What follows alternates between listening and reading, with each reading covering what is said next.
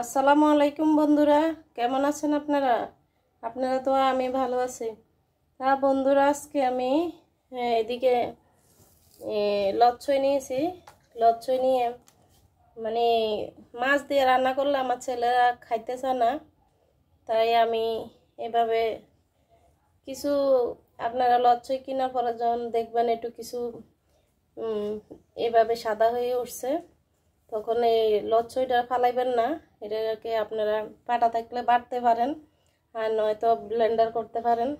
আগে সিদ্ধ হয়ে যায়, আমি এরকম ছোট ছোট করে কেটে নিয়েছি, তারপর আমি সিদ্ধ করছি। সিদ্ধর পরে আমি ব্লেন্ডার করছি, কইরা তারপরে এই আদা রসুন পেঁয়াজ একটা টমেটো দিয়েছি।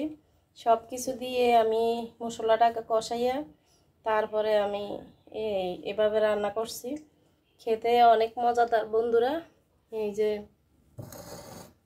এই লচ্ছই দিয়ে এইভাবে আমি রান্না করছি, সবাই মজাদার করে, বাচ্চারা মুরব্বীরা সবাই খাবে এইভাবে রান্না করে দিলে। বন্ধুরা বন্ধুরা আমি পুরো ভিডিওটা আপনাদের সাথে রান্নাটা শেয়ার করতে পারি নাই, কারণ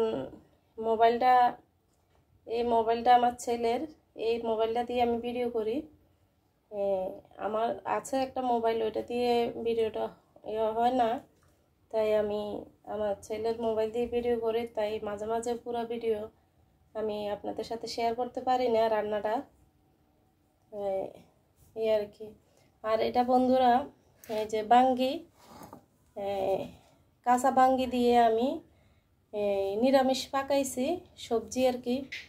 আমি সব কিছু দিয়ে আগে রান্নাটা করছি, পরে আমি পাঁচফোড়ন দিয়ে বাগারটা দিয়েছি।